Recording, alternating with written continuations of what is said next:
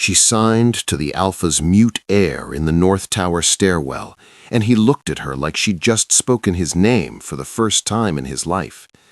What she didn't know, she was the first person in 4 years who'd treated him as something other than a ghost already dead.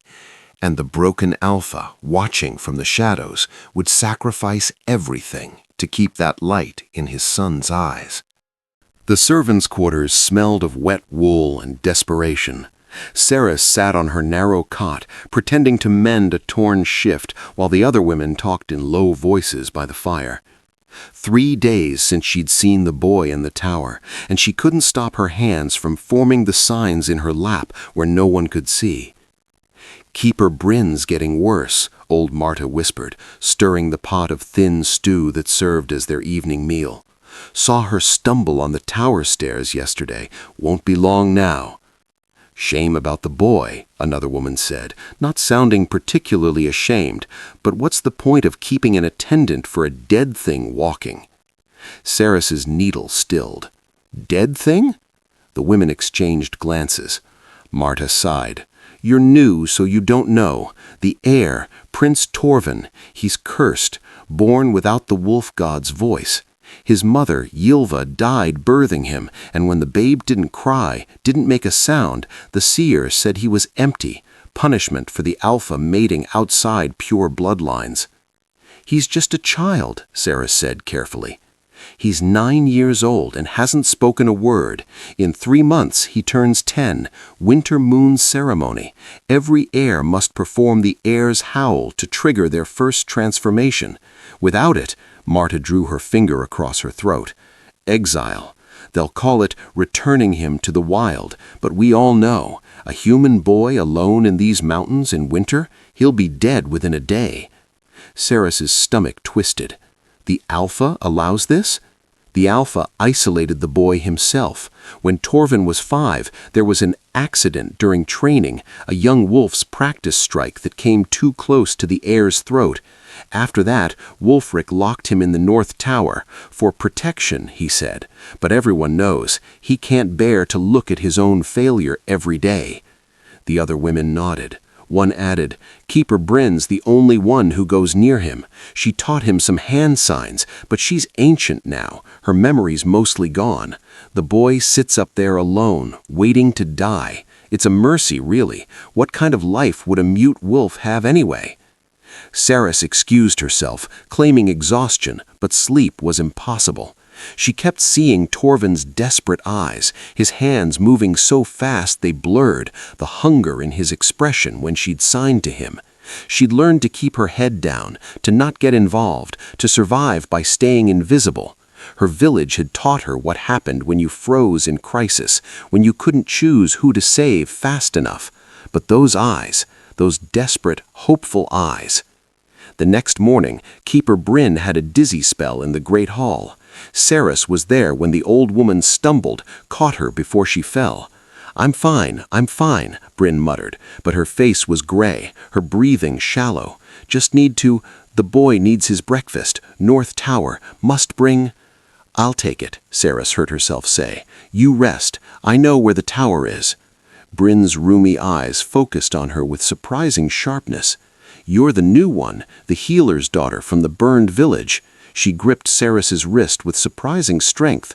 "The boy, he's not what they say. He's bright, so bright, but so alone.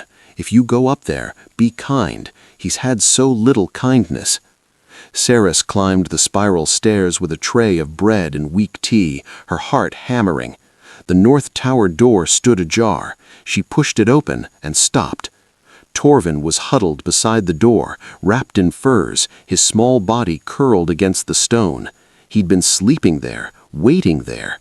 His dark hair was matted, his face thin, but his eyes, those wolf gold eyes, snapped open the moment she entered. He scrambled to his feet, swaying slightly, and his hands flew up in a desperate flurry of signs. "Why did you leave? Did I scare you? Will you come back? Can you teach me better signs? Keeper Bryn forgets. I forget. Need to remember. Need someone to talk to." His signing was rough, self-taught, some gestures inverted or incomplete, but the meaning was devastatingly clear. He'd been waiting here for 3 days, sleeping by the door, hoping she would return. Cerys set the tray down with shaking hands. She signed slowly, clearly. "I'm sorry I stayed away. I was afraid, but I'm here now." His face transformed, hope breaking through resignation like sun through storm clouds. He signed rapidly. "You'll stay? Teach me?" Keeper Bryn tries, but she forgets words. Sometimes she calls me Elias. That was her son. He died 50 years ago. "I'll teach you," Cerys signed. Then, because she had to know, "Torvin, what happens in 3 months?" Her hands stilled. When she signed again, her movements were small, casual, resigned. "I die. Everyone knows. It's okay. Used to it now." The casualness of it, the way a 9-year-old boy could sign his own death sentence with the same acceptance he might sign about weather, broke something inside Cerys. This was her village fire again. This was her chance to not freeze, to not fail, to not watch someone who needed her march toward death while she stood paralyzed by fear. "I'll come back," Cerys signed fiercely. "Every day I can. We'll talk. You won't be alone." Torvin's eyes filled with tears that didn't fall. He nodded frantically, his small hands signing "thank you" over and over until the words blurred together. Cerys reached out and gently stilled his hands, holding them in hers. They were cold, so cold. In the shadows of the stairwell, unseen by either of them, Alpha Wulfric stood watching. His expression was unreadable, carved from the same stone as the fortress walls. But his hands, hidden in the darkness, clenched into fists so tight his claws drew blood from his palms. The days blurred into a rhythm that felt dangerous in its comfort.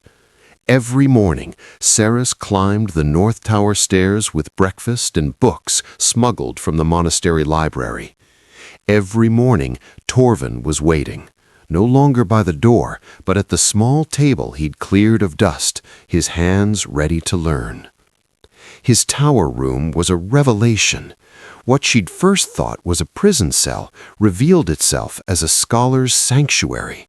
The walls were covered in charcoal drawings, intricate diagrams of wolf pack formations with notes in cramped handwriting, maps of the territory with routes marked, weaknesses identified, strategic positions circled, lunar calendars tracking moon phases going back years, star charts copied from memory after glimpsing them in Keeper Bryn's ancient astronomy text. "You did all this?" Cerys signed one morning, staring at a particularly complex diagram showing how the pack's eastern border patrol had a fatal gap in coverage during shift changes. Torvin nodded, almost shy. His signing had improved dramatically in just a week of proper instruction. "I watch from the window. I listen through the walls. Wolves have good hearing, even in human form. I can't speak, but I can see. I can think. No one asks what I think, so I write it here." He showed her his collections, pressed flowers organized by season and altitude, tiny wolf figures carved from stolen soap with stolen needles, a hidden box containing every note his father had ever sent to Keeper Bryn about his care. Torvin had saved them all. "Proof he remembers I exist," he signed simply. Their communication evolved rapidly. Cerys taught him proper grammar, complex concepts, emotional vocabulary he'd never had words for. In return, Torvin taught her wolf cultural signs, the subtle hand movements that mimicked ear positions, tail language, dominance displays. "Wolves talk without words all the time," I signed. "I'm not broken for being silent. I'm just speaking a language they refuse to learn." One morning, as they reviewed territorial maps, Torvin's hands moved with careful precision. War Chief Halvard wants father's position. His son Dagmar is 12, old enough to lead if I'm gone. Halvard tells people I'm cursed, starts rumors, plants doubts. Father knows, but can't stop it without proof. If he defends me too strongly, he looks weak. If he doesn't defend me at all, I die.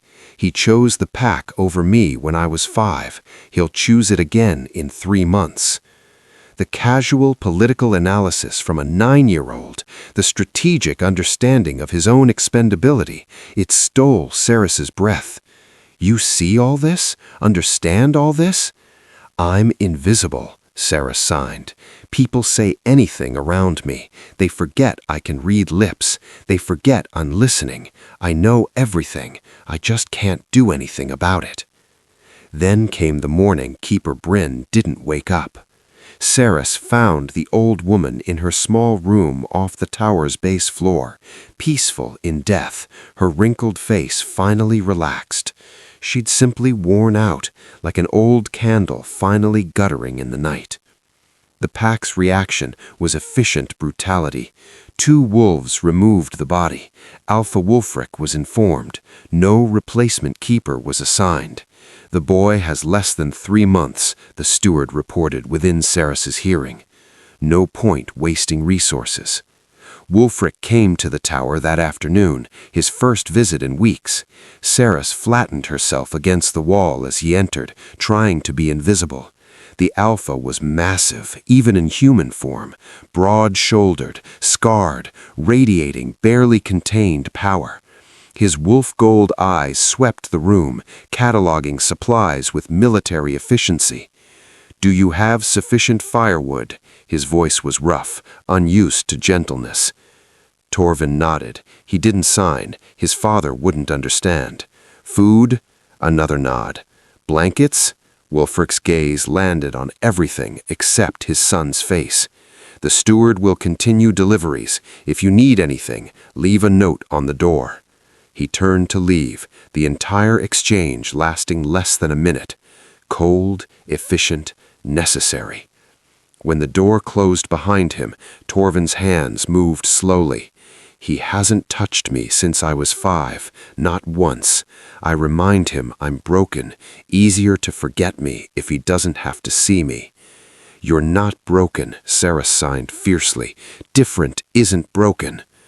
Torvin's smile was sad, ancient in his young face. "In this pack, different is death sentence, same thing." That night, Cerys's nightmares returned with vicious clarity. Flames consuming her village, her mother shoving her towards safety. The impossible choice, run to the burning healer's hut where patients screamed, or grab her younger sister from the collapsing barn, or help the elderly couple trapped in their home. She'd frozen, paralyzed by options. By the time she moved, her mother was dead, her sister was dead, the couple was dead, and Cerys had survived by doing nothing. She woke gasping, Torvin's desperate signing overlaying her sister's screaming in her memory. Need someone to talk to.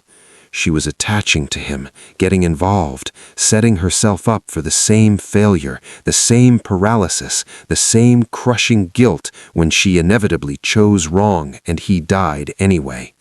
She should stop going to the tower, should protect herself, should learn from past mistakes. But when dawn broke cold and gray, Cerys found herself climbing the stairs again, bread and books in hand.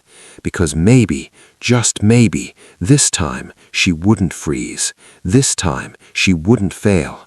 This time she'd choose to fight instead of choosing safety. Torvin was waiting at the table. When he saw her, relief flooded his face. His hands moved. "You came back. I thought after yesterday, after Father, you might not." "I promised," Cerys signed. "I'm not going anywhere." His smile was small, cautious, but real, and in that moment, Cerys knew she had made her choice. She was involved now, committed, terrified, but here. The monastery library was a tomb of forgotten knowledge. Cerys descended the narrow stairs with a borrowed candle, her breath fogging in the cold.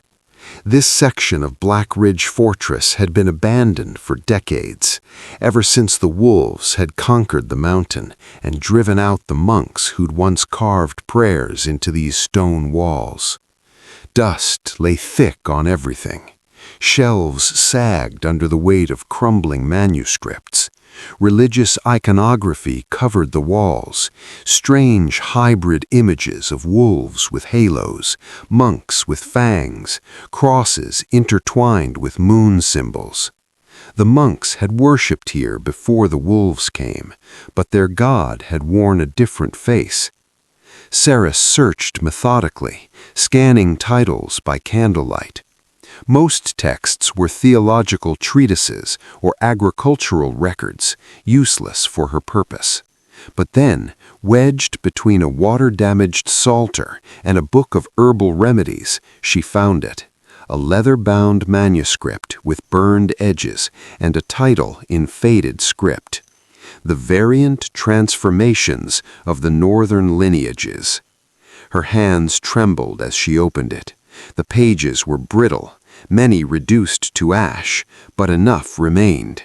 She read by flickering candlelight, her heart pounding faster with each line.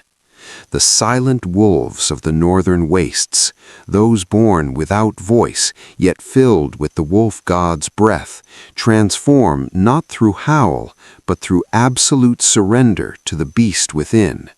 The vocalization serves to release human restraint, to shatter the cage of reason, but the silent ones bypass this need. They have no human voice to release. Thus their transformation requires deeper sacrifice, a complete dissolution of self. Further down the page, partially obscured by fire damage, a spiritual bond with alpha bloodline essential. Cannot transform in isolation, requires anchor. And then, at the bottom, a line that made her blood run cold. The silent transformation consumes more than others. The wolf that emerges may not release the human back, may not wish to.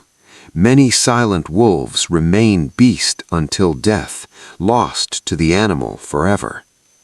Cerys gathered every fragment she could find. 3 more partial texts referencing silent wolves, all confirming the same impossible truth. There was another way, but it was dangerous, possibly fatal, and it required something Torvin didn't have, a bond with his alpha father. She burst into the tower room hours later, manuscripts clutched to her chest. Torvin looked up from his carving, his expression shifting from surprise to concern as he read her face. "What's wrong?" he signed. "Nothing's wrong." Cerys spread the texts across his table with shaking hands. "Everything might be right. Read this." She watched his face as he absorbed the words. His wolf gold eyes moved rapidly across the damaged pages, his hands beginning to tremble. When he finally looked up, his signing was almost too fast to follow. A way? Real way? Not just die quietly? His face was radiant, desperate. Silent wolves existed? This isn't legend? The texts are old, Cerys cautioned, but multiple sources confirm it. There's a path for you, Torvin, a way to transform without howling. They spent the next hour parsing the fragments together, Torvin's brilliant mind connecting pieces Cerys had missed. The picture that emerged was both hopeful and devastating. Complete spiritual bond, Torvin signed slowly, absorbing implications. With alpha bloodline, usually parent, requires absolute trust, absolute surrender. His hand stilled. I have no bond with any wolf. Father has kept distance for 4 years, since the assassination attempt, since he decided I was safer alone. What if we build that bond now? Cerys signed urgently. What if we show your father these texts? What if he learns sign language, spends time with you, creates that connection before the ceremony? Torvin's laugh was silent but bitter. His hands moved with cruel precision. Father doesn't want to bond with Curse. If he wanted me, I wouldn't be here. I'd be training with other wolves, learning to fight, learning to lead. Instead, I'm locked in a tower, waiting to die. He made his choice when I was 5. I'm the embarrassment he hides from the pack. He's afraid, Cerys argued. That's not the same as not wanting you. In practice, Torvin's signing was sharp. Same result. I'm alone. I've always been alone. Will always be alone. Neither of them noticed the shadow in the arrow slit, the scout in half-wolf form who'd been tracking Cerys's movements for days. Neither heard the soft padding of paws retreating down the corridor, carrying news to War Chief Halvard. In his quarters that evening, Halvard read the scout's report with satisfaction. The human was teaching the cursed heir forbidden lore, giving him false hope, teaching him transformation was possible. This was the opportunity he'd been waiting for, a legitimate reason to remove her influence before she complicated the inevitable. He descended to the lowest level of the fortress, where the pack seer lived among bones and incense smoke. Moira was ancient beyond counting, her mind wandering between past and present, but the superstitious wolves trusted her visions absolutely, and Moira could be guided. Warchief, her milky eyes didn't focus on him as he entered. You bring dark news. I bring concern for the pack. Halvard knelt beside her, his voice honey-sweet with false worry. The human who tends the cursed heir, she fills his head with dangerous ideas, teaches him forbidden lore from the old texts. She makes him believe he can transform, can cheat the wolf god's judgment. The human, Moira's head tilted, confused, with ash in her hair? Yes, from the burned village. She practices the old ways, Moira, monk magic. She seeks to corrupt our heir, to doom us all by defying divine will. He pressed a pouch of herbs into her gnarled hands. Vision herbs, he called them, though they did nothing but fog her already clouded mind. The wolf god must be warned. The pack must be protected. Moira's eyes rolled back, her body swaying. Yes, she whispered. Yes, I see it now. The human, corruption, false hope. The cursed boy reaches towards light that will burn him. She must be stopped, must be stopped. Halvard smiled in the darkness. I'll inform the Alpha at tomorrow's council, for the good of the pack. In the tower above, Cerys and Torvin bent over the ancient texts, hope fragile but alive between them. They didn't know the trap was already closing. They didn't know that hope in Blackridge Fortress was the most dangerous thing you could carry. The great hall erupted with sound as Cerys descended the stairs. Howls and growls and the scrape of claws on stone. 200 wolves packed the space, some fully human, others in half-transformed states with elongated jaws and fur rippling beneath skin. The air was thick with musk and barely contained violence. This was the monthly pack gathering where disputes were settled and judgment was rendered. Cerys had been ordered to attend. She didn't know why. Alpha Wulfric sat on the raised dais, massive and still, his expression carved from granite. War Chief Halvard stood to his right, and to his left the pack seer Moira swayed like a reed in wind, her milky eyes seeing nothing and everything. "Silence!" Halvard's voice cut through the chaos. The hall quieted instantly. "The seer has had a vision, one that concerns us all." Moira's body convulsed, her head thrown back. When she spoke, her voice was reedy, but it carried. "I see a human woman with ash in her hair, whispering poison to the voiceless one. She teaches him to defy the wolf god's judgment. She fills his empty vessel with false hope, makes him believe he can cheat the sacred ceremony. She practices monk magic, the forbidden ways, and she will doom us all if she is not stopped." Every eye in the hall turned to Cerys. Her blood turned to ice. "If this is true," Halvard said, his voice dripping false concern, "it cannot stand. The winter moon ceremony must be pure. The wolf god's will must not be corrupted by human interference." Guards seized Cerys before she could move. They dragged her forward and threw her to the stone floor at the base of the dais. Pain exploded through her knees. She looked up to find Wulfric staring down at her, his wolf-gold eyes empty of recognition or mercy. "Human," Halvard circled her like a predator. "You have been teaching the cursed Heir, teaching him hand speech, bringing him texts, spending hours alone with him in the tower. What is your purpose?" "I taught him language," Cerys said, her voice shaking but defiant. "Nothing more. He was isolated. He needed someone to talk to. I gave him no false hope. I only—" "You gave him companionship." Halvard's voice was soft, dangerous. "You made him comfortable in his weakness. You made him forget his place. You made him believe he matters, that he has value, that he might survive. And now you teach him forbidden lore about silent wolves, about alternative transformations. You give him hope when he should be accepting his fate." The horrible truth of the accusation struck Cerys like a physical blow.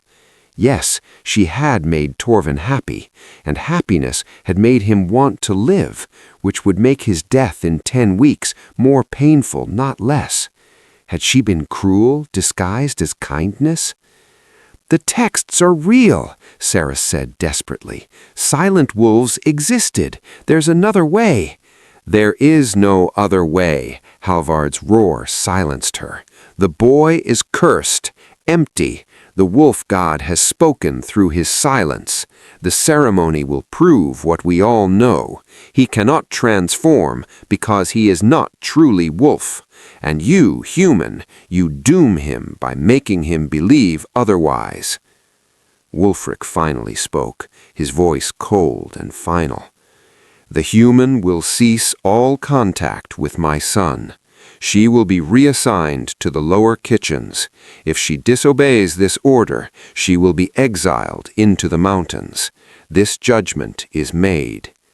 "Please," Cerys gasped, looking up at the Alpha. "Please, you don't understand. The texts say he needs a bond with you, with his father. If you would just—" "The judgment is made." Wulfric's expression never changed.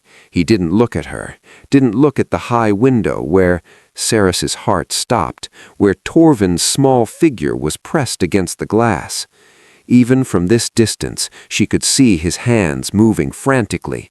"No, please, don't take her! Father, please!" The signs blurred together in his desperation. Wulfric turned his back on the window, turned his back on his son's silent pleading. "Remove her," he said, and walked away. Guards hauled Cerys to her feet. She struggled, trying to see Torvin, trying to sign something, anything to him, but they dragged her toward the kitchen stairs. The last thing she saw was that small figure in the window, still signing, still begging, still hoping someone would listen. No one did. In her new quarters, a storage closet off the main kitchen, barely large enough to lie down in. She collapsed onto the thin mat and broke. The tears came violent and choking, for Torvin, for her village, for every person she'd failed to save. She was a coward. She'd chosen safety again, because even though she wanted to defy the order, wanted to run to the tower, she knew exile meant death, and she wanted to live more than she wanted to save him. The realization made her sick. In the North Tower, Torvin stood motionless for a long time after his father walked away. Then something inside him shattered. He grabbed the nearest book and hurled it at the wall, then another and another. his carefully organized pressed flowers scattered like ash, his carved wolf figures smashed against stone, his maps tore beneath his hands, his star charts crumpled. He destroyed everything, his mouth open in silent screaming, tears streaming down his face. Then, as quickly as the storm began, it stopped. Torvin stood in the wreckage of his world and felt the familiar numbness returning, the resignation, the acceptance. Of course she was gone. Of course his father had chosen the pack over him again. Of course he was alone. He'd been stupid to hope. Hope was for people who mattered. His hands moved in the empty room, signing to no one. Alone again. Always alone. The light in his wolf-gold eyes, the light that had burned so bright these past weeks, flickered and died. He was a ghost again, waiting quietly to disappear. And in the Alpha's chambers, Wulfric stood at his window overlooking the mountains, one hand pressed against the cold glass. Through the bond he shared with his heir, he felt nothing. The boy had gone empty, silent in more than voice. What had he done? The days blurred into a gray monotony of grease and smoke. Cerys scrubbed pots in the lower kitchens, her hands raw and blistered, her mind elsewhere, always elsewhere. In a tower she was forbidden to enter, with a boy she was forbidden to save. 4 weeks until the winter moon ceremony. 28 days until Torvin would stand before the pack and fail to howl. 28 days until they sent him into the mountains to die. She caught glimpses of him sometimes through high windows, or rather, she caught glimpses of his absence. He no longer sat in his favorite alcove watching the training grounds, no longer pressed his face against the glass during storms. The window was empty, like he'd already disappeared. The servant gossip reached her in fragments. The heir hasn't eaten in 3 days, just sits in the corner staring at nothing. Keeper's dead, humans gone, no one left who cares if he lives or dies. Probably a mercy if he wastes away before the ceremony, cleaner than exile. Every night, Cerys lay in her storage closet and counted. 27 days, 26, 25. She was watching another person she loved march toward death while she did nothing, while she chose safety over courage. The village fire all over again, except this time she couldn't even claim she'd frozen. She'd made a conscious choice to obey, to survive, to abandon him. The knock came at midnight on the 24th day. Cerys jerked awake, heart hammering. No one came to the storage closet. No one knew she existed down here. She opened the door a crack, and her breath caught. Alpha Wulfric stood in the narrow corridor, swaying slightly. He wore no armor, no formal attire, just a simple tunic and breeches. No guards flanked him, his hair was disheveled, his eyes red-shot, and he clutched a half-empty bottle of mead like a lifeline. He looked haggard, older, broken. "May I?" His voice was rough, slurred. "May I enter? I know it's improper. I don't care anymore." Cerys stepped back mutely. The alpha of the mountain packs folded himself into her tiny closet, his massive frame making the space impossibly small. He sank onto the floor, back against the wall, and took a long pull from the bottle. "He's empty," Wulfric said without preamble. "I can feel it. The bond between Alpha and Heir. We share emotions across distance. It's how I know if he's in danger, if he needs me. For 4 years I felt everything, his fear when storms came, his loneliness like a weight on my chest. Sometimes these past 2 months I felt flickers of something else, hope, joy, real joy." His voice cracked. He was laughing and I couldn't even hear it, but I felt it through the bond, like sunlight breaking through stone. Tears tracked down the Alpha's scarred face, but this month, nothing. It's like he's already dead, like he's given up completely, and it's my fault. You made the choice to separate us, Cerys said, her own pain making her cruel. You chose pack stability over your son. I know, Wulfric's roar was anguished. I know what I am, a coward dressed up as an alpha. I told myself isolating him was protection. After the assassination attempt when he was 5, after the whispers that he was cursed, I thought keeping him hidden kept him safe, but I was protecting myself from seeing my failure every day, from loving something I knew I'd lose, from watching him suffer and knowing I couldn't fix it. He took another desperate drink. His mother died bringing him into this world. When they told me he was born without voice, I thought it was punishment for mating outside pure bloodlines, for choosing love over duty once in my goddamned life.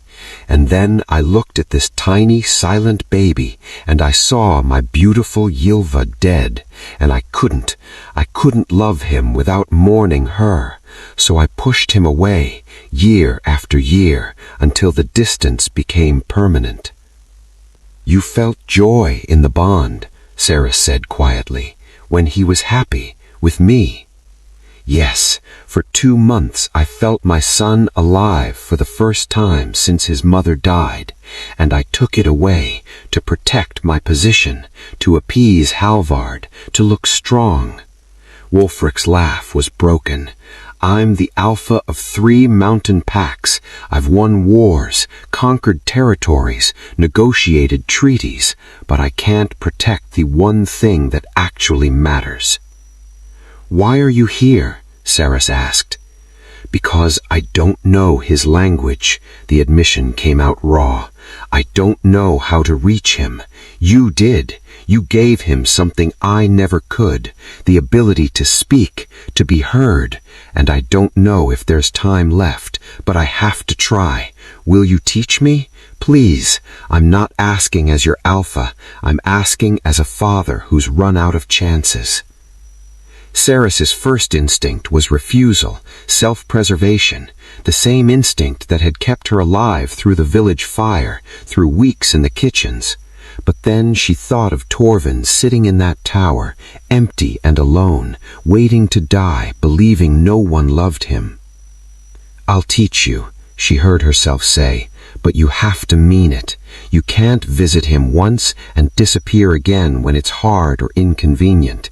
If you start this, you finish it. He can't survive another abandonment. It will kill him faster than exile. I'll finish it, Wulfric said fiercely. I swear on Ylva's memory, I'll be his father, finally, properly, even if it costs me everything. Then we start now. Cerys held up her hands. This is how you say son. She formed the sign, a gesture like cradling something precious. And this is father, a strong, protective motion. Wulfric set down the bottle and tried to copy her. His hands, scarred, massive, built for weapons and violence, struggled with the delicate movements. He got it wrong 3 times before the shape was even close. Again, Cerys said. He tried again and again, his warrior's hands learning a different kind of fighting, the fight to connect instead of conquer. I'm sorry, Cerys demonstrated, a hand over the heart, circling in remorse. Wulfric copied it, his fingers clumsy but determined. I'm sorry, he whispered, practicing. I'm sorry. And this, Cerys formed the final sign carefully. This is I love you. Wulfric's hands shook as he tried to mirror it. The sign was simple, but he couldn't get it right. He tried 5 times, frustration and grief making him sloppy. On the 6th attempt, he finally formed it correctly. I love you, he signed, the movement halting but unmistakable. Good, Cerys said quietly. Now practice, because in 24 days, if we can't reach him, none of this will matter. Is it too late? Has he already given up completely? Wulfric closed his eyes, reaching through the bond for any flicker of his son's emotions. The emptiness that came back made him feel like he was drowning. "I don't know," he said, "but I have to try. We both do." The North Tower requires deep cleaning before the ceremony, Wulfric announced at morning assembly, his voice cold and administrative. Standards must be maintained. The human Cerys will handle this duty. Halvard's eyes narrowed with suspicion, but what could he say? It was a domestic matter, beneath his concern as war chief. To question it would make him look petty, paranoid. He nodded curtly, though his gaze promised he'd be watching. Cerys climbed the spiral stairs with her heart in her throat. 21 days until the ceremony. 3 weeks to undo 4 years of damage. It felt impossible. The tower room was worse than she'd imagined. Books lay scattered and torn across the floor. Pressed flowers ground to dust. Carved wolf figures reduced to splinters. Torvin had destroyed everything beautiful he'd created, and now he sat in the corner, knees pulled to chest, staring at nothing. He was thin, dangerously thin, his cheekbones sharp beneath pale skin, his wolf gold eyes dull and unfocused. He didn't look at her when she entered, didn't acknowledge her presence at all. "Hello, Torvin," Cerys signed to the empty room. She sat down against the opposite wall, not approaching, not forcing, just present. "I'm here." Nothing. No response, like signing to a ghost. She came back the next day, and the next. Each time she sat against the wall and signed simple things. "Good morning. I brought bread. It's snowing today." She didn't expect answers, didn't push, just offered her consistent, stubborn presence. On the 4th day, his hands moved, barely, a small, unconscious gesture that looked like, "Why did you come back?" "Because I promised," Cerys signed, her heart hammering. "Because you matter, because I was wrong to let them make me leave." His hands moved again, stronger now. "Everyone leaves. Better if you leave now, before you watch me fail, before you watch me die." "I'm not leaving," Cerys signed. Then, before she could stop herself, the truth poured out. "When I was 16, my village burned, rival pack attacking. My mother was the healer. She stayed behind to help the wounded. My little sister was in the barn with the livestock. An elderly couple was trapped in their home. I stood in the center of the village and I froze. I couldn't decide who to save first, couldn't choose. By the time I moved, they were all dead. My mother pushed me to safety as the healer's hut collapsed.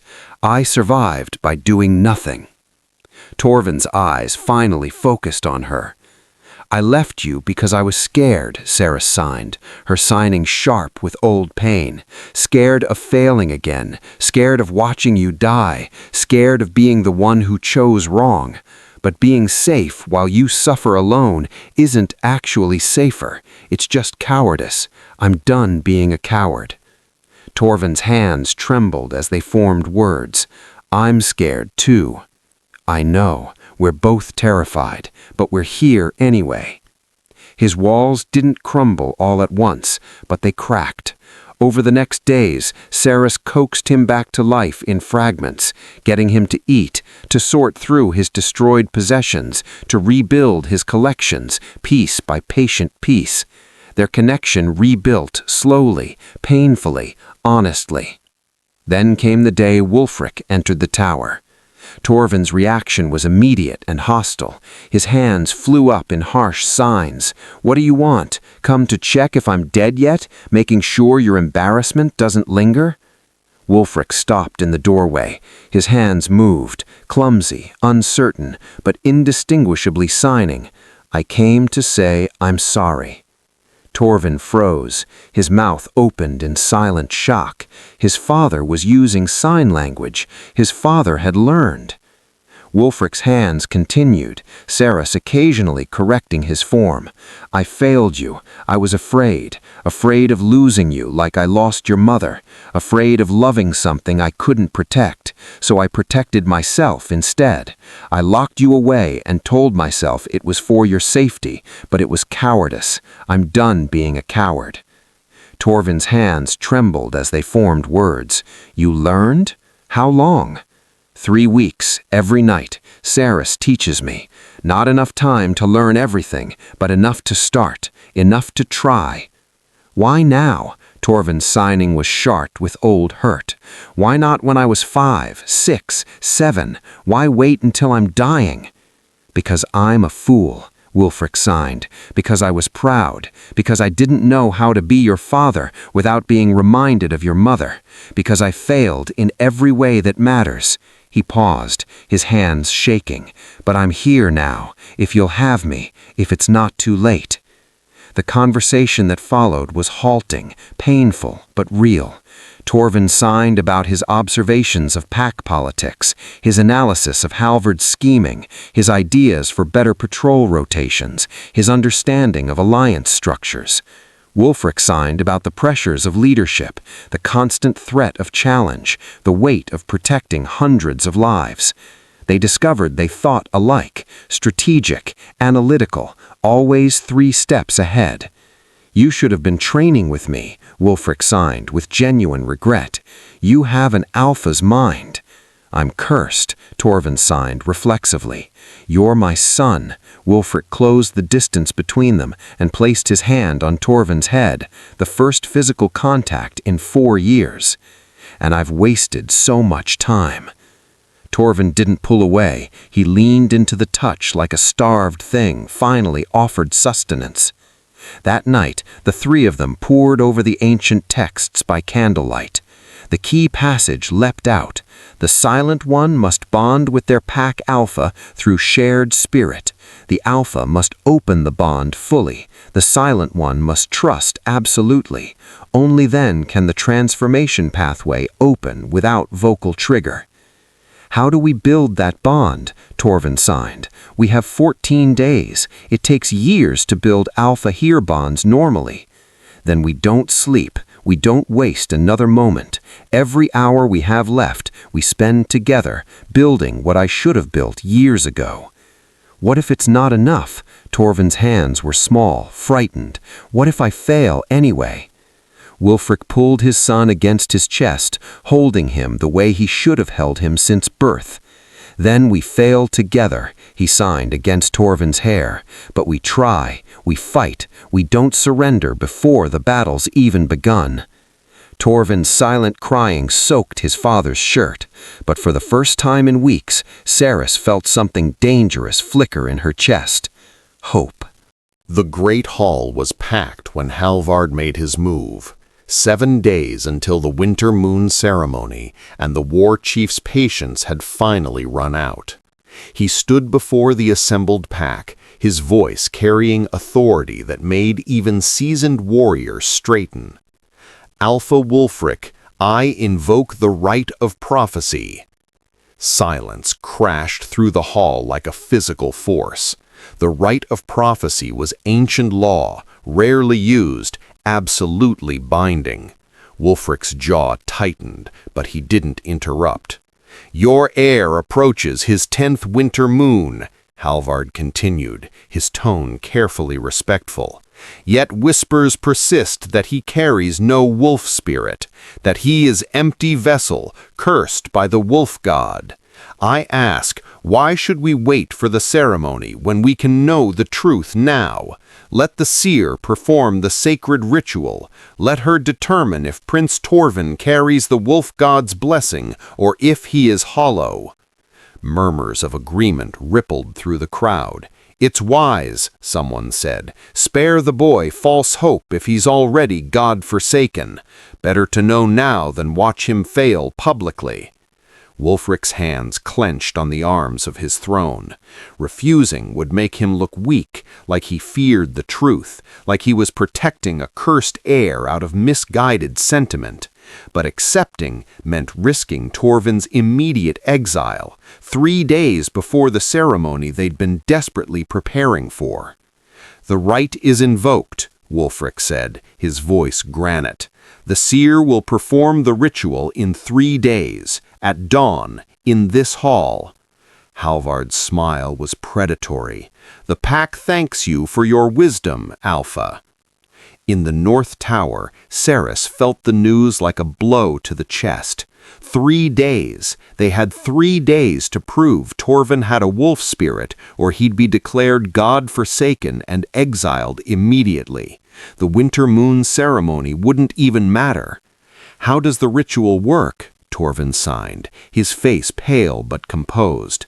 "The seer enters a trance. She opens herself to the spirit realm and attempts to sense the wolf within you. If she feels presence, even dormant wolf spirit, you're declared blessed. If she feels nothing—" She didn't finish. He didn't need to. "His wolf is dormant," Cerys said desperately. "He hasn't transformed yet. Will she be able to sense it?" "I don't know." Wulfric's expression was bleak. "Dormant spirit should still register as presence, but Torvin's wolf has never awakened, not even a flicker. What if there's nothing to sense? Or what if Halvard has bribed her?" Cerys added quietly. "What if she's been instructed to declare him empty regardless of truth?" The weight of that possibility settled over them like snow. "What if we attempt the silent transformation now?" Cerys suggested, her voice shaking. "Before the ritual. If Torvin can transform even once, his wolf spirit will be undeniable. The seer won't be able to claim he's empty." "It's too soon," Wulfric signed, his signing now fluid after weeks of intensive practice. "We've had 2 weeks. The bond is growing, but it's not strong enough. The texts say failure can kill him, that the wolf could consume the human completely and never release him back. He could be trapped as beast forever, or die in the attempt." "I'm going to die anyway," Torvin signed with brutal honesty. "In 3 days if the seer declares me empty, in 7 days if I fail the ceremony. At least this way I'm trying. At least I have a chance." Wulfric looked at his son, this brave, brilliant boy he'd wasted years avoiding, and felt something break in his chest. "If we do this, there's no turning back. If the transformation fails, we can't stop it. I'll have to watch you die." "You've been watching me die for 4 years, Torvin signed gently.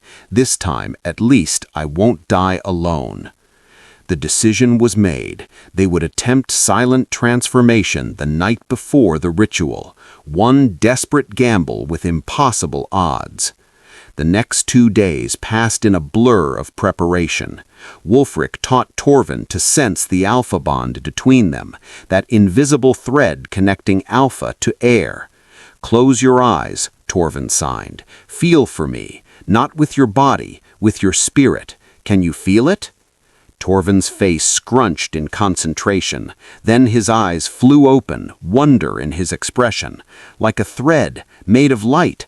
I can feel your emotions through it. You're terrified." "Yes," Torvin signed honestly, "terrified of losing you, but also proud, so proud of your courage." They spent every waking moment together. Wulfric teaching Torvin battle strategy and pack law, Torvin teaching his father wolf lore that Wulfric had forgotten, old legends, ancient pack structures, the spiritual aspects of transformation that most wolves had abandoned for pure physicality. "You think like a scholar," Wulfric signed one afternoon, watching his son map out a complex theoretical pack alliance structure. "I had a lot of time alone to think," Torvin signed back. Then, softer, "If this works, if I survive, will you teach me to fight? To lead? Really lead?" "If this works," Torvin signed, pulling his son close, "you'll make a better alpha than I ever was. You have the mind for it, the heart for it. You just needed someone to see it." "If this works," Torvin signed against his father's chest, "I'll make you proud." You already do, Wulfric signed fiercely. Every day, you already do. The night before the attempt, the three of them sat in the tower surrounded by the ancient texts. Cerys read passages aloud, while Torvin and Wulfric held hands, strengthening their bond, preparing for what was coming. The silent transformation is not a gentle awakening. It is death and rebirth. The human must die for the wolf to emerge. The silent one experiences this more intensely than others. They surrender not just voice, but self. The wolf that emerges may not be the child who entered. We're sure about this? Torvin signed. Joe, he already knew the answer. No, Torvin signed honestly, but I'm sure about you, about us. That's enough. Outside, snow began to fall. Dawn would come in 6 hours, the ritual in 30 hours, the ceremony in 7 days. Time was collapsing around them, crushing them under the weight of years they didn't have. But in that tower, father and son held each other, and for the first time in 4 years, both believed in something impossible: hope. Midnight came too quickly. Cerys lit every candle in the tower room, casting flickering shadows across the ancient texts spread on the floor. Wulfric and Torvin sat cross-legged facing each other, hands clasped between them, their matching wolf-gold eyes locked in shared terror and determination. The Silent One must open himself completely to the Alpha Bond, Cerys read, her voice steady despite her shaking hands. The Alpha must tear down every wall, expose his spirit without reservation. Only through complete vulnerability can the transformation pathway open. Wulfric's jaw tightened. Then he closed his eyes and reached through the bond he shared with his son. It felt like tearing open his chest, like exposing every raw wound and failure and fear he'd spent years hiding. The bond flooded wide, love and regret and desperate hope pouring through the connection like blood from a severed artery. Torvin gasped. His eyes went wide as his father's emotions crashed into him. 4 years of suppressed love, 4 years of guilt, the bone-deep terror of losing another person he loved, the fierce pride in who Torvin was becoming, all of it overwhelming and undeniable. Now, Cerys whispered, the Silent One must surrender human reason and embrace wolf instinct without fear. Let go, Torvin. Trust the wolf inside you. Torvin tried. He closed his eyes and reached for the beast that should live inside him, but his human mind fought back. Years of being told he was cursed, broken, wrong, empty. How could he surrender to something everyone said didn't exist? Pain exploded through his body. His bones began to shift, joints popping out of socket and reforming. He wanted to scream, but no sound came. His back arched, muscles tearing and rebuilding. Fur tried to sprout, but couldn't push through skin. His face began to elongate, then stopped. He was stuck, caught between human and wolf, unable to complete the change, unable to go back. Wulfric felt his son dying through the bond. "Torvin, stop! Come back!" But Torvin couldn't stop. His body convulsed, silent screaming evident in every muscle locked in agony. His human consciousness was fighting the transformation, creating a feedback loop that was tearing him apart. "The texts!" Wulfric shouted at Cerys. "What do we do? This isn't in the texts." Cerys frantically scanned the manuscripts, but they only described success or death, not this terrible in-between. Then a fragment caught her eye. Awakening the predator instinct when human reason blocks the path. She didn't think. She grabbed the knife from her belt and slashed it deep across her palm. Blood welled up, bright red and thick. She thrust her bleeding hand towards Torvin's half-transformed face. The scent hit him like lightning. Blood, prey, hunt. The predator instinct that had been dormant for 10 years roared to life. His human consciousness shattered under the overwhelming drive to hunt, to feed, to kill. The transformation completed in a violent rush, bones snapping into new configuration, fur erupting silver white across his body, his face elongating into a muzzle. The wolf that collapsed onto the stone floor was nothing they expected. He was small, the size of a large dog, where normal wolves were massive as horses. His fur was silver white, almost luminescent in the candlelight, so pale it looked like moonlight given form. His eyes were the same wolf gold as his father's, but brighter, more aware, burning with intelligence, and he was completely and utterly silent. No panting, no growl. He moved like a ghost, like a spirit given flesh. "A true silent wolf," Wulfric breathed, in awe in his voice. "The legends were real. You did it, my son. You—" He tried to reach through the bond to share his joy, but what came back made him freeze. Terror, confusion, and underneath it all, refusal.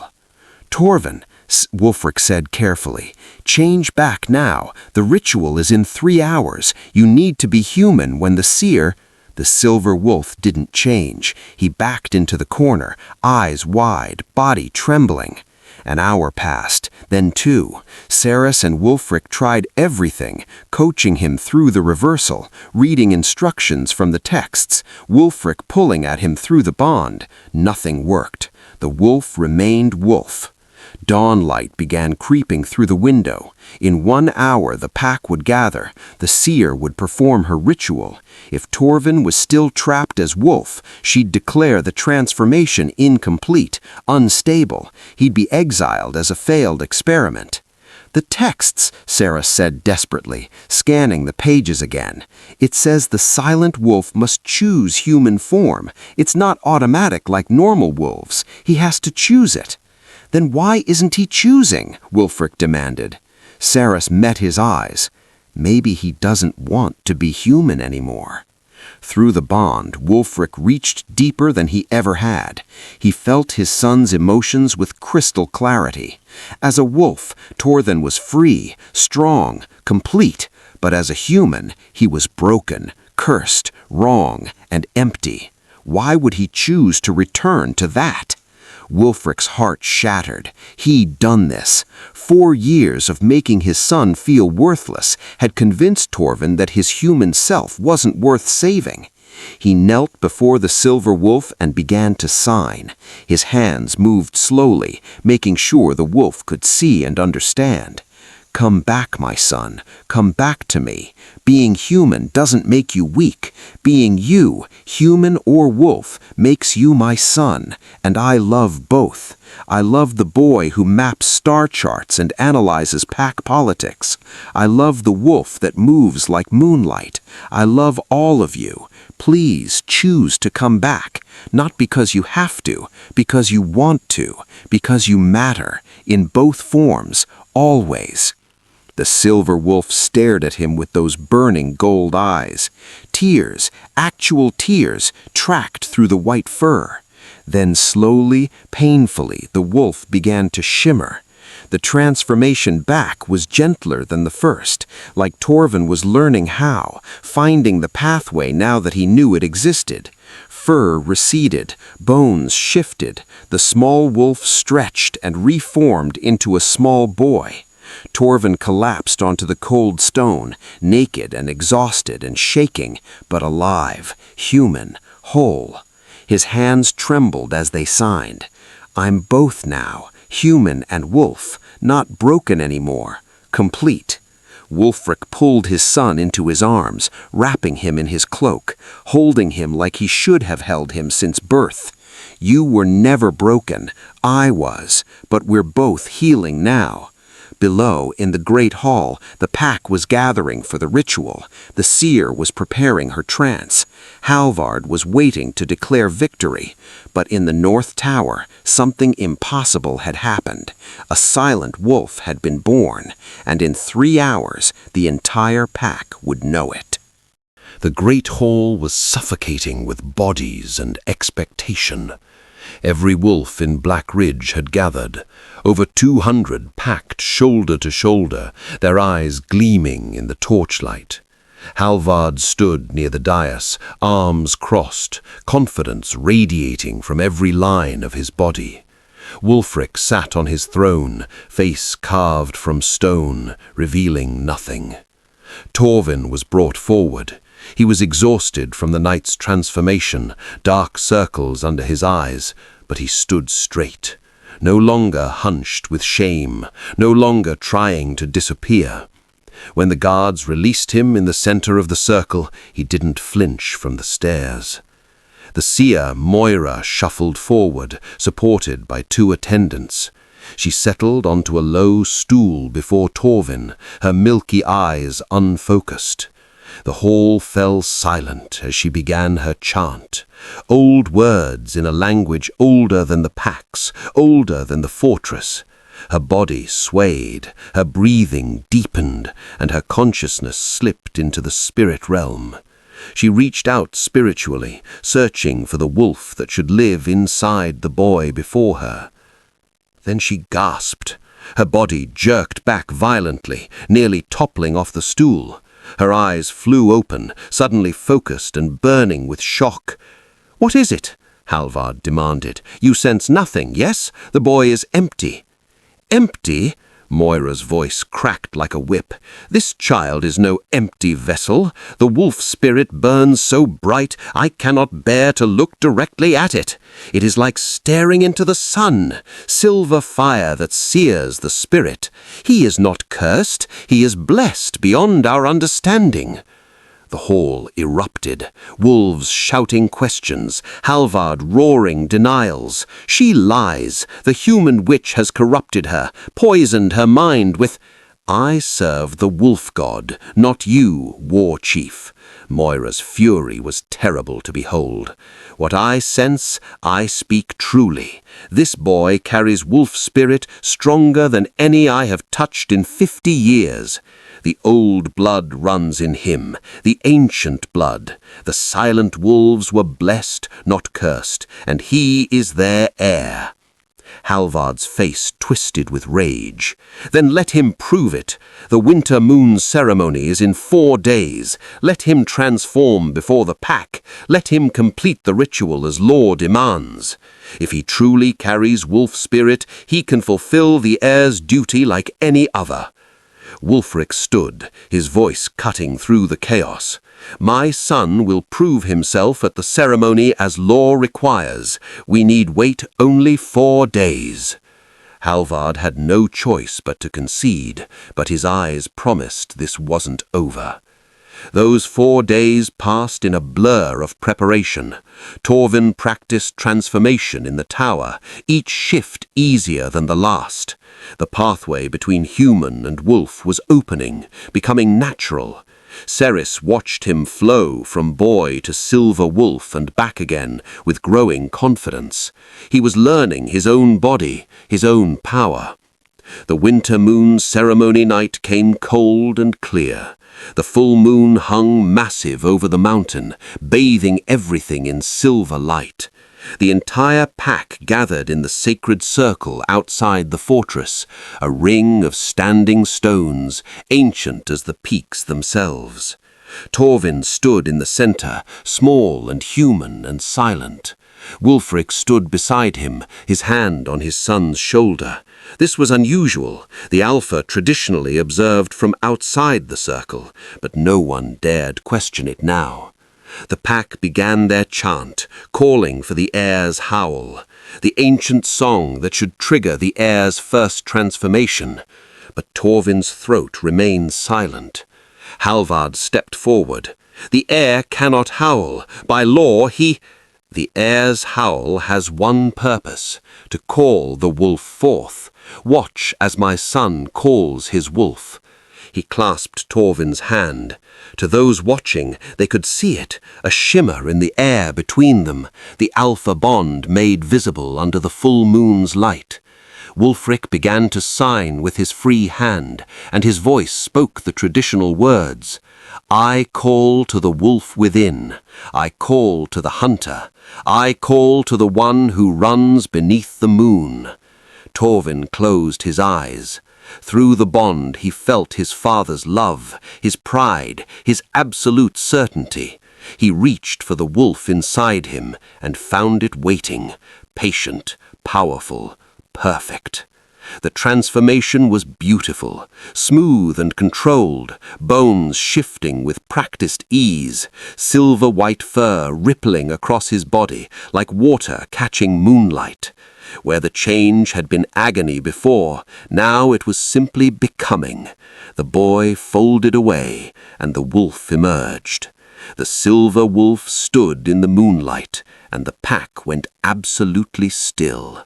They'd never seen anything like this. Fur so pale it glowed, eyes burning gold with intelligence, moving without sound like a spirit made flesh. The ritual hunt followed. Torvin led a group of young wolves into the forest, his silence making him a perfect hunter. Where others crashed through undergrowth, he ghosted between trees. His strategy was flawless, positioning wolves through gesture rather than howled commands, reading the prey's movements before they happened. They brought down a massive elk in half the time traditional hunts required.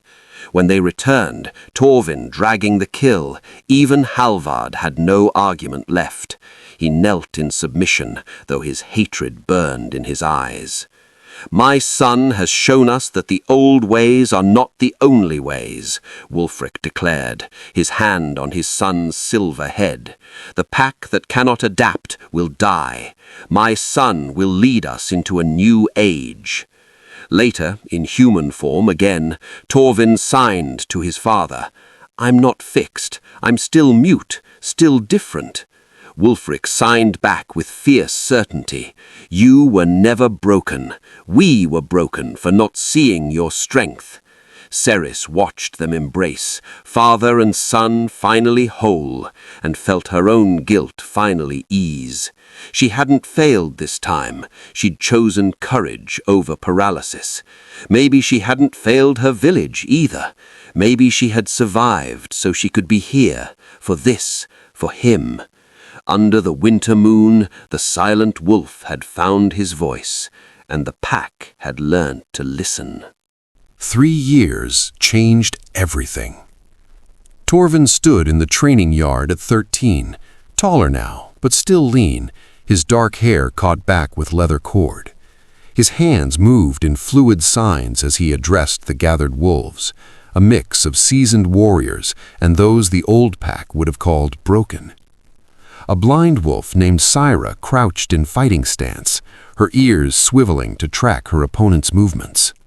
Listen to the shift of weight, Torvin signed, and Cerys translated aloud. Breath changes before a strike. The air moves. Trust what you hear more than what you can't see. Syra lunged, her strike precise despite her sightless eyes. Her opponent barely dodged. Nearby, Renna, a wolf born with a twisted leg, sat with maps spread before her, explaining supply routes to younger pack members. She couldn't run with the hunters, but her strategic mind had prevented 2 border conflicts and optimized their territory patrols.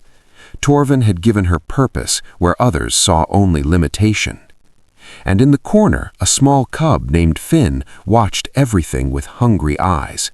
Born deaf like Torvin had been born mute, he'd arrived at Blackridge 2 months ago. His parents brought him not for exile, but for hope. Now he signed rapid questions to Torvin, who answered with patient detail, showing the cub that his path was possible. The pack thought I was weak because I couldn't do what they did, Torvin signed during the afternoon session, Cerys' voice carrying his words. But I learned to do what they couldn't, silent hunting, reading emotions through bonds instead of spoken words, strategy over brute force. Now we're all stronger because we have both ways, the old and the new. Wulfric watched from the fortress steps, arms crossed, face softer than it had been 3 years ago. He was still formidable, still the alpha who'd unified 3 mountain packs, but something had shifted. He listened more, adapted more. When young wolves came to him with new ideas, he considered them instead of dismissing them outright.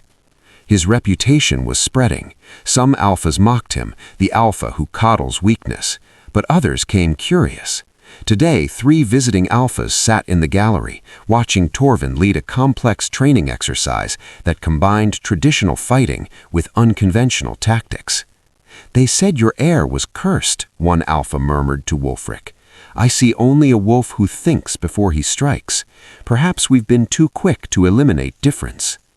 Wulfric's smile was small but genuine. "My son taught me that the strongest pack isn't the one that kills weakness, it's the one that transforms weakness into unexpected strength." In the monastery library, Cerys carefully catalogued another ancient text. She was official pack historian now, no longer servant but honored member. She taught classes in sign language, served as bridge between human refugees and wolf pack, and spent her evenings searching for more references to alternative transformations. The old texts held so much forgotten knowledge. Last month, she'd returned to her village's burn site. The ruins were overgrown with wildflowers now. She'd stood where the healer's hut had collapsed and finally forgave herself. She hadn't failed everyone. She'd saved the one person who needed her most when it mattered most. The afternoon hunt brought unexpected visitors. Dagmar, Halvard's son, running beside Torvin in wolf form. The two were inseparable now, Dagmar having rejected his father's prejudice to become the silent wolf's closest friend and fiercest defender. Halvard himself was in exile, having challenged Wulfric once too often and lost. He'd chosen exile over execution, disappearing into the northern wastes. The pack had changed. Cubs now learned sign language alongside spoken words. Mixed hunting parties used both howled commands and gestured signals. The weak were assessed for different strengths instead of eliminated. Blackridge had become something unprecedented, a pack that valued adaptation over tradition. As sunset painted the mountains gold and crimson, 2 wolves ran through the high passes. The larger was black as midnight, powerful and commanding, Alpha Wulfric in his prime. Beside him ghosted a smaller silver-white form, moving like moonlight through the trees, silent and ethereal, but perfectly matched to his father's pace. No howls, no sounds, just perfect synchronization, born of bond and trust, and 3 years of making up for lost time. They transformed on a cliff overlooking their territory, both breathing hard, both grinning. "Your mother would be so proud," Wulfric signed, watching the sunset paint the world in fire. "She does," Torvin signed back, his hands certain. "I feel her in the bond sometimes. She's always been here, watching, proud of both of us." They sat together as stars emerged, father and son, alpha and heir, both scarred by their past, both stronger for surviving it. Proof that love mattered more than tradition, that adaptation was survival, that different could become powerful if given the chance. In the fortress below, Cerys watched them from a window and smiled. She pulled out her journal and wrote the final entry in Torvin's chronicle. They said he was empty of the wolf god's voice. They were right, because he didn't need the wolf god's voice. He found his own. And in doing so, he taught an entire pack to listen in a language they'd forgotten. The silent wolf speaks not with sound, but with courage. And courage, it turns out, is the loudest voice of all. The moon rose silver over Blackridge, and in the training yard, a deaf cub signed his first complete sentence. In the strategy room, a lame wolf redesigned their defenses. In the great hall, wolves signed evening prayers alongside howled ones. The pack had learned a new language, and in learning it, they'd found something they'd lost generations ago. Their humanity, their compassion, their future. The silent wolf had given them their voice back. Torvin was told he'd never be a real wolf because he was born different. but he became a silent wolf, something rarer and stronger. If this story moved you, share it with someone who needs to know their difference is their power. Like and subscribe for more stories that prove transformation comes in unexpected forms.